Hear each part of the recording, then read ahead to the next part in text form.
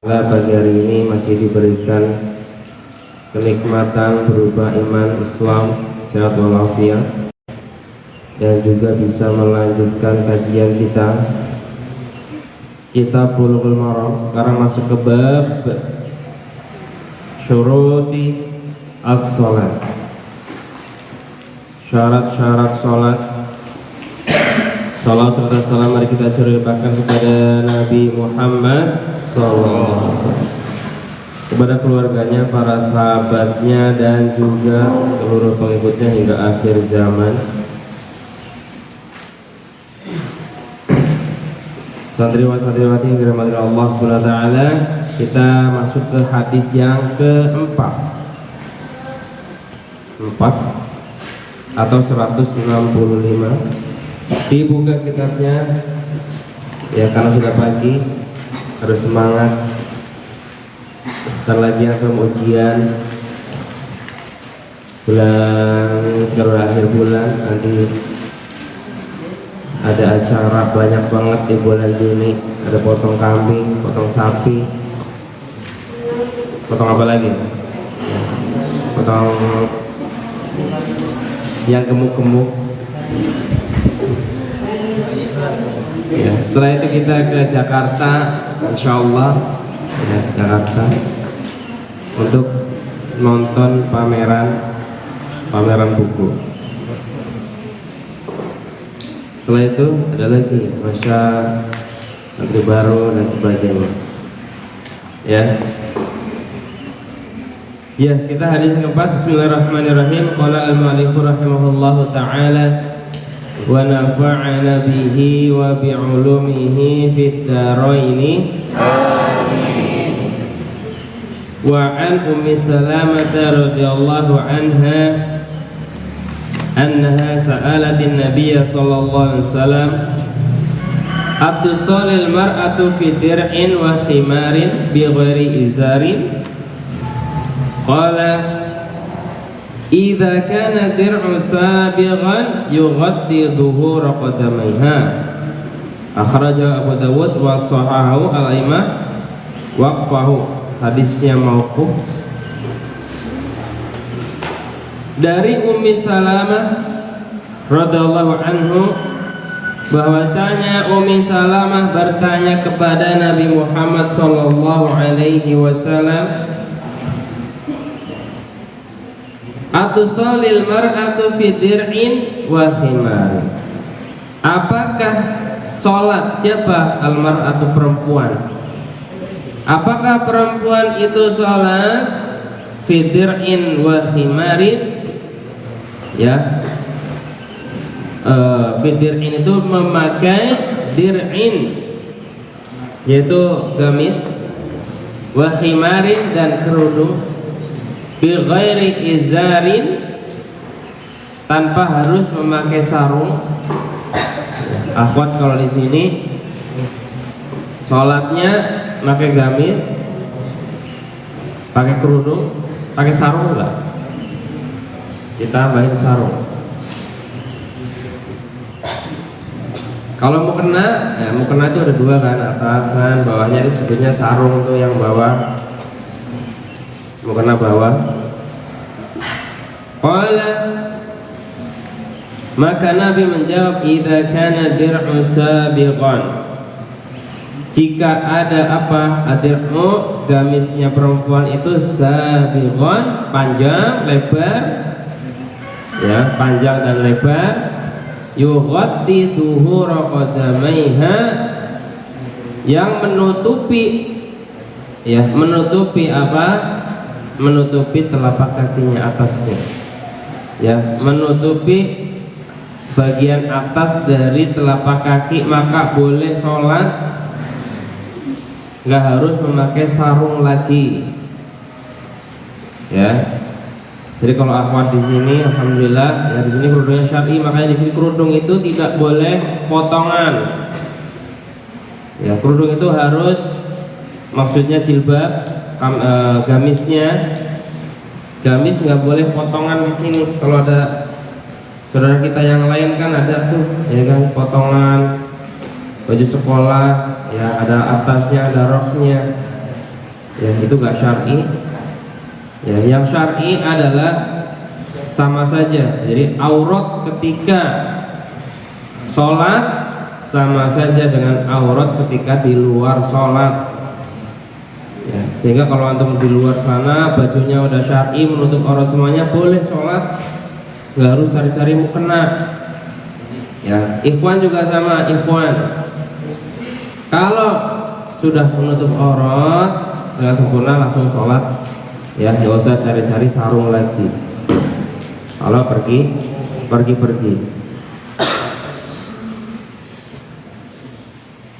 Auratul mar'ati binisbati ila sholati jami'u badaniha ila wajhaha wa kafaiha. Auratnya perempuan ya ketika dinisbatkan kepada sholat atau yang lainnya ya di luar sholat juga adalah jami'u badaniha, seluruh badannya, seluruh badan aurat, illa wajhaha wa kafaiha, kecuali muka dan telapak tangan. Ya, muka dan telapak tangan bukan aurat. Wa fi dzalika khilafun kama sayati fi fiqhil hadis ya mufassalan. Dan diantaranya nanti ada perbedaan pendapat apakah nanti telapak kaki itu adalah aurat atau bukan. Ya, tapi kalau yang udah halqah telapak kaki aurat, makanya harus memakai kaos kaki. Ya, akhwat, mukanya meskipun muka bukan aurat maka tidak boleh berhias. Ya, ketika keluar dari kamar berhias menggunakan hiasan yang mencolok, pakai lipstik yang berwarna, ya kan, apalagi tuh pakai bedak yang sampai kinclong gitu, ya kan, merubah warna kulit, tadinya berwarna ya terus kemudian jadi berubah warnanya, nggak boleh, kecuali di kamar boleh, di dalam kamar. Kalaupun udah di kamar kemudian itu udah berhias ya, pakai make up dan sebagainya, tidak usah difoto-foto, di video, kemudian diposting di media sosial, sama aja bohong. Ya, jadi kalau yang udah pernah posting yang gambar-gambar udah berdandan, ya itu namanya tabaruj. Tabaruj itu berhias seperti hiasannya perempuan-perempuan jahiliyah. Ya, itu wajar walaupun bukan aurat, tapi ketika dihias dengan hiasannya mencolok itu hukumnya bukan hukum aurat lagi, tapi tabaruj, harus dihindari. Jadi kalau keluar biasa aja, ya keluar dari kamar biasa, masuk kamar silahkan, mau pakai apapun silahkan, selama tidak ada yang melihat, ya orang asing, ajnabi, ya ajnabi dan ajnabiyah yang melihat. Nah, dari sini ya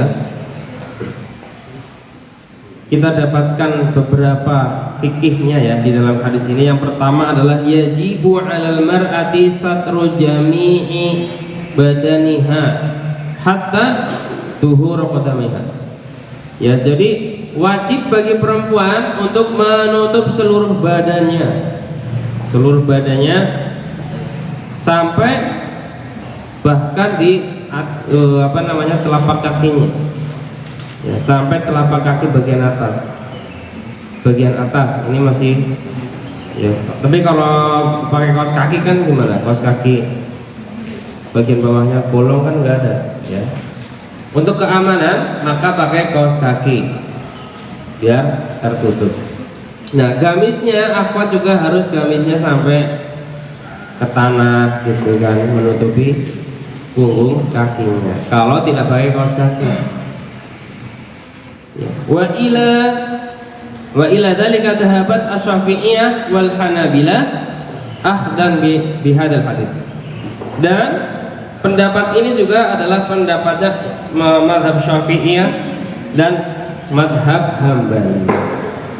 Ya, jadi mazhab Syafi'i dan mazhab Hambali itu berpendapat bahwa tutuplah aurat kecuali muka, telapak tangan dan sampai punggung kaki, punggung telapak kaki bagian atas. Kalau telapak kaki bawah bukan aurat, ya, bukan aurat. Hadisnya apa? Dalilnya apa? Hadis yang tadi kita baca. Falau sholat, ya, falau sholat makshufatal qadami, ya, aw syai'an minal atraf ma'adal wajhi wal kafaini a'adat. Seandainya perempuan sholat, ya, perempuan sholat makshufatal qadami, kakinya kebuka. Menurut mazhab Syafi'i dan mazhab Hambali, kakinya kebuka, ya, nggak pakai kaos kaki juga. Aw syai'an, atau sesuatu yang dari minal atraf, dari ujung kaki, ya, ma'adal wajhi wal kafaini, selama bukan wajah dan telapak tangan, a'adat, maka sholatnya harus diulang. Yang mana perempuan nggak boleh sembarangan sholat, kelihatan telapak kaki saja, kakinya kelihatan, harus diulang sholatnya. Wa dhahabat al-malikiyatu ila wujubi satri jami'i badaniha ma'ada sadri wal atraf. Ya, Imam Malik atau mazhab Maliki berpendapat wajib menutup seluruh badannya kecuali, ya, al-yadaini wal rijlaini, dua telapak tangan dan dua telapak kaki, ya, pakai cadar malah, ya, tutup wajahnya. Fala yustaratu satruhuma, ya, tidak disyaratkan menutup keduanya tadi, ya, as-sadrul atraf, maksudnya dua telapak tangan dan telapak kaki itu nggak harus ditutup menurut mazhab Malikiyah, ya. Wa tasihu sholatuhuma ma'al karoha. Ketika antum bermadzhab Maliki kemudian sholat, ya, sholat tidak menutupnya, ya, maka sholatnya sah tapi hukumnya makruh, ya, telapak kaki kelihatan, telapak kaki kelihatan sah tapi makruh, berdosa. Wa dhahaba Abu Hanifah, ya, Abu Hanifah yang paling beda, ya, karena di Indonesia tidak masyhur juga mazhab Abu Hanifah. Wa Muhammad, mazhabnya Muhammad, ila wujubi satri jami'i badaniha, wajib perempuan itu menutup seluruh badannya, ya, ilal wajha wal kafaini, kecuali wajah, dua telapak tangan, wal qadamaini, dan dua telapak kaki. Jadi yang bukan aurat, wajah bukan aurat, telapak tangan bukan aurat, kaki, telapak kaki, ya, bukan aurat.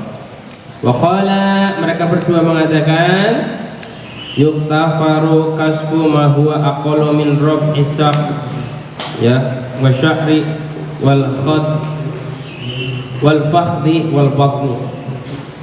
Dimaafkan, kata mazhab Hanafi, dimaafkan terbukanya sedikit dari rubu', seperempat lah, misalkan kakinya terlihat sedikit dari bagian-bagian kakinya, atau rambutnya kelihatan sedikit ketika antum sholat, rambutnya kelihatan sedikit, ya, tidak lebih dari seperempat,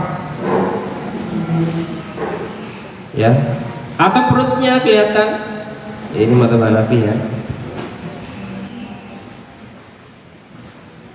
Inda Abi Yusuf, ya, inda Abi Yusuf, menurut Abu Yusuf, yuktafaru ma huwa aqallu minan nisfi wa fin nisfi anhu riwayatan, ya, boleh kelihatan setengahnya, ya, maksudnya maksud tadi bagian tangan bagian dalam, bagian luar, telapak kaki dalam, telapak kaki luar, itu boleh kelihatan tidak lebih dari seperempatnya, ya.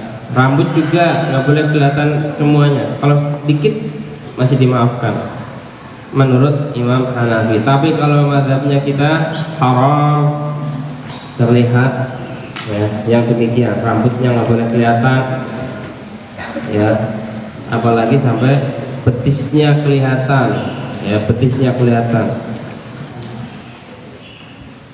Yang kelima, hadis yang kelima, wa an Amir ibn Rabi'ah radhiyallahu anhu qala, dari Amir bin Rabi'ah radhiyallahu anhu, beliau mengatakan, kunna ma'an nabi sallallahu alaihi wasallam fi lailatin mudlimatin. Kunna, ada kami dulu ya, ma'an nabi sallallahu alaihi wasallam, itu bersama dengan Nabi Muhammad sallallahu alaihi wasallam, fi lailatin mudlimatin, di malam yang gelap gulita, ya, malam gelap gulita. Zaman dulu nggak ada listrik, ya, nggak ada HP dan sebagainya. Ketika malam gelap, itu gelap banget gitu. Apalagi dulu di sana masih padang pasir, ya kan, Arab padang pasir. Kalau gelap, gelap semuanya. Bintang-bintang juga nggak ada. Ibaratnya kalau di laut yang pernah naik kapal, ya kan, malam-malam ada nggak ada orang yang jauh tuh, orang tua, orang Maluku, ya kan, atau orang Bangka, naik kapal malam-malam gimana keadaan lautnya? Gelap gulita. Kalau di tengah-tengah nggak ada lampu, ya, dimanapun. Nah, ini di padang pasir, ya, sama keadaannya. Fa ashkalat alaina al-qiblatu, maka kemudian, ya, ashkalat, bermasalah, alaina, kepada kami, apa al-qiblat, arah kiblatnya gimana.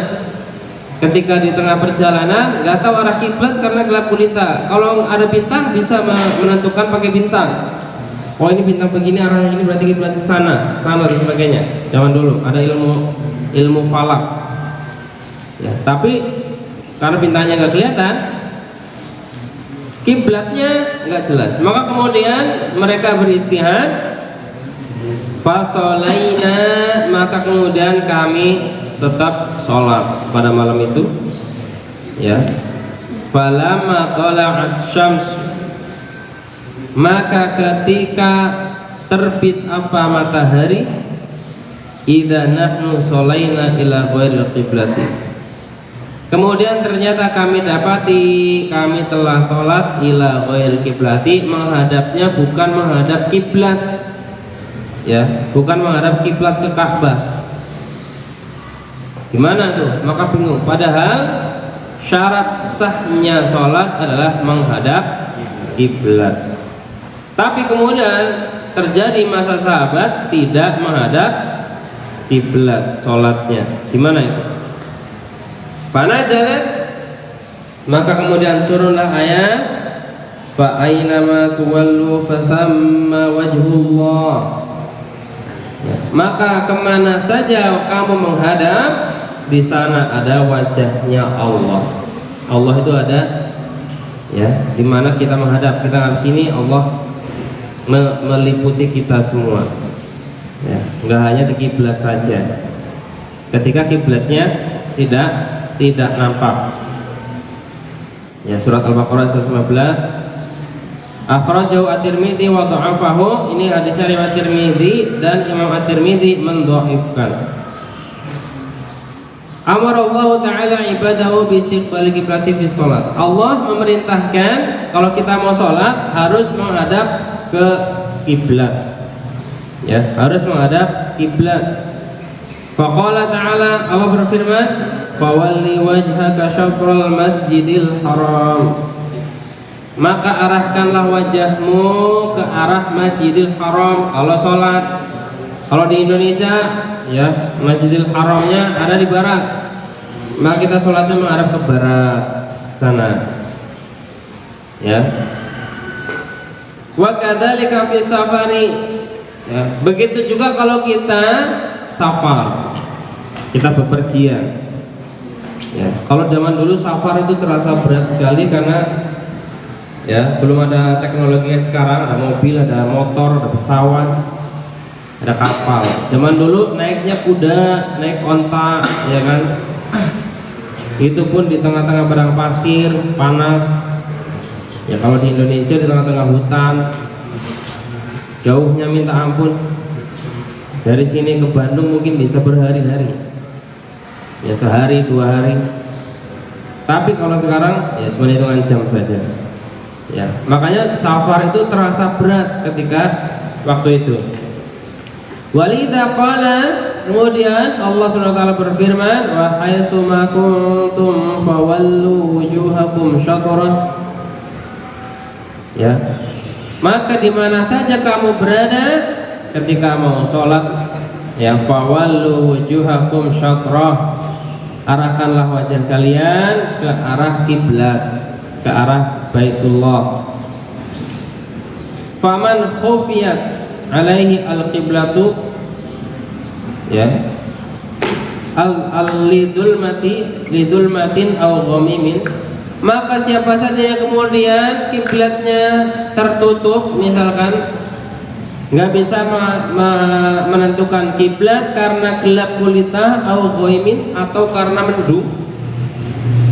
Karena mendung, belum ada kompas, belum ada HP, belum ada apa-apa. Kalau sekarang mah gampang, aplikasi udah banyak, aplikasi Islam, cari arah kiblat, cari arah manapun bisa. Ya, nggak ada alasan kalau sekarang, kecuali ya tadi, ya, antum bepergian ke hutan, kemudian hilang semuanya, alat-alat pada mati semuanya, nggak ada apa-apa, maka beristihad. Au ghariha, atau tertutup karena yang lainnya. Ya, tertutup, bisa tertutup karena apa saja. Fal wajibu alaihi ayyandura fil amarat. Maka wajib bagi kita kalau dalam keadaan seperti itu kita melihat tanda-tanda. Tanda-tanda apa saja yang kira-kira bisa menentukan mana kiblatnya. Wa ayyataharra fil amri, hendaknya dia berusaha dengan keras dalam mencari arah kiblat itu kalau terjadi. Summa yusolli ilal jihati allati donnaha kiblatan. Kemudian dia sholat ke arah yang diduga kuat sama orang tersebut atau sama kita, yang mana dugaan kuat adalah itu adalah arah kiblat. Jadi jangan ngaco, jangan ngasal. Oh, nggak ada arah kiblat, kita sholatnya ngasal. Tapi antum harus usaha dulu cari kira-kira mana dengan perhitungan yang kuat. Fa'in inkashafal khata'u fil waqti, jika kemudian antum selesai sholat kemudian ternyata salah dalam menentukan kiblat, tapi masih waktunya, misalkan antum sholat duhur nggak tahu arahnya, ketika sudah matahari kebuka, oh ternyata salah arah, masih waktu duhur, wajibat al-i'adatu, maka wajib mengulang sholatnya. Ya. Au ba'da khurujihi fala tajibul i'adah. Tapi kalau sudah lewat waktunya, maka tidak wajib mengulang sholatnya. Ya, tidak harus diulang. Amma idza shalla bi ghairi taharrin wa istihadin. Kalau antum sholatnya tidak berusaha keras mencari kiblat, ya santai-santai saja, yang penting sholat, misalkan asal-asalan saja, fatajibul i'adatu mutlaqan, ya kharajal waqti amla, maka wajib antum mengulang sholatnya kalau antum tahu bahwa itu arahnya salah, baik itu masih pada waktunya ataupun di luar waktunya. Amal hadisul bab fahuwa dhaifun la yahtaju bihi. Ya. Maka hadis yang ini meskipun dhaif, maka ya la yahtaju bihi. Kalau dhaif tidak bisa dijadikan hujah kalau bertentangan dengan hadis yang sahih. Ya, tapi kalau dhaif kemudian sesuai dengan hadis yang sahih bisa diterapkan. Ya. Nah, dari hadis ini kita bisa dapatkan beberapa fikih hadis. Yang pertama, sihhatu sholati man ijtahada wa shalla ila ghairi qiblati lidulmatin aw ghaimin.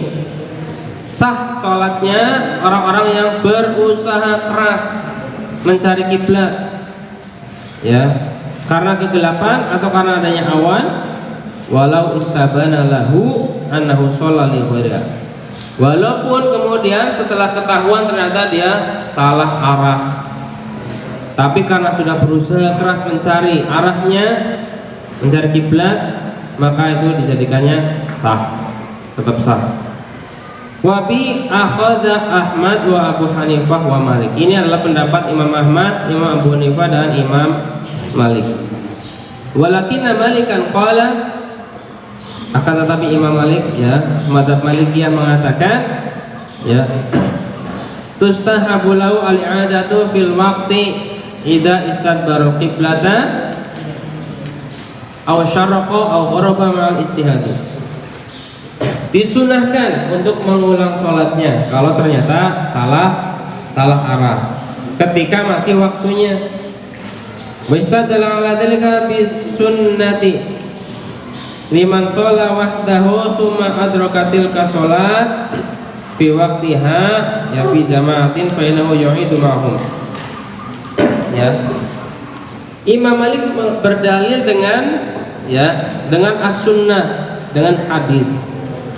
Ya, bagi orang yang sholat, ya, kemudian dia sendiri, kemudian dia mendapati sholat jamaah, ya, pada waktunya, fa'inau yu'idu ma'am, maka dia mengulang sholatnya. Jadi kalau antum nih, ya, antum sholat sendiri di kamar, sholat sendiri, ya, kemudian menemukan ada orang lagi jamaah sholat masih pada waktunya, antum sholat duhur sendirian,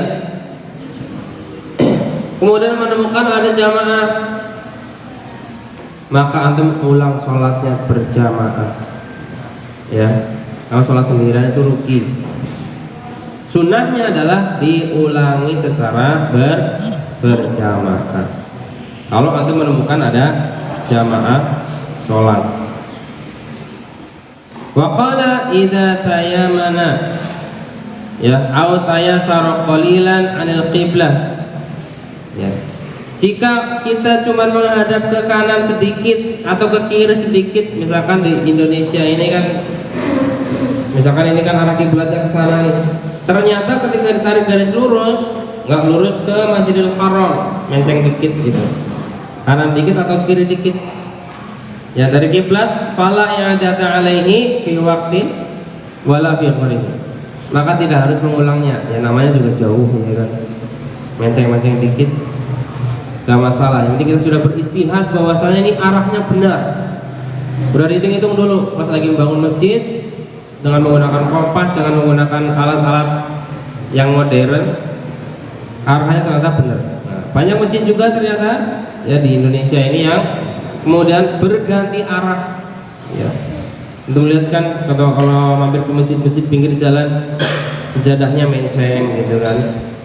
Itu karena ternyata pas dulu bangun, ya, istihadnya salah, nggak ngadep ke kiblat. Sekarang udah dapet kiblatnya, maka digeser. Nah, terus sholatnya yang dulu gimana? Tetap sah, ya, karena mereka sudah beristihad. Bukan berarti sholatnya diulang-ulang dulu yang dulu. Wa qala Syafi'i, Imam Syafi'i mengatakan la yujzihi, ya, sholatnya tidak tercukupi, ya, li'anal qiblata syartun min syuruti sihhati sholat, karena kiblat adalah syarat sahnya sholat. Jadi kalau mazhab Syafi'i, kalau antum salah wajib diulang, ya, wajib ulang. Misalkan ini salah kiblat nih, antum sholat di rumah mungkin, atau antum pergi ke mana, salah arah kiblatnya, wajib mengulang sholatnya kalau salah ke arah kiblat yang udah benar. Ada pertanyaan? Nggak ada.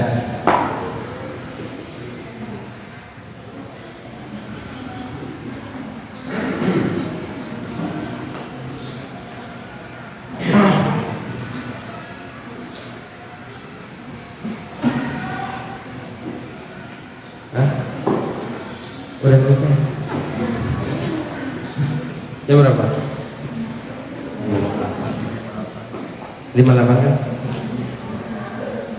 Ya udah, karena kalau udah selesai ya, takutnya tambah kebanyakan masukan jadi pusing, nanti itu malah lupa semua ya kan.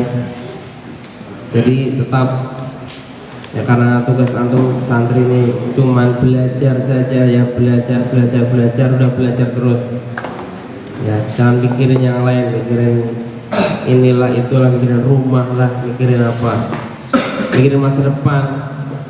Gak usah mikirin masa depan, yang penting belajar dulu, masa depan bisa diraih gitu.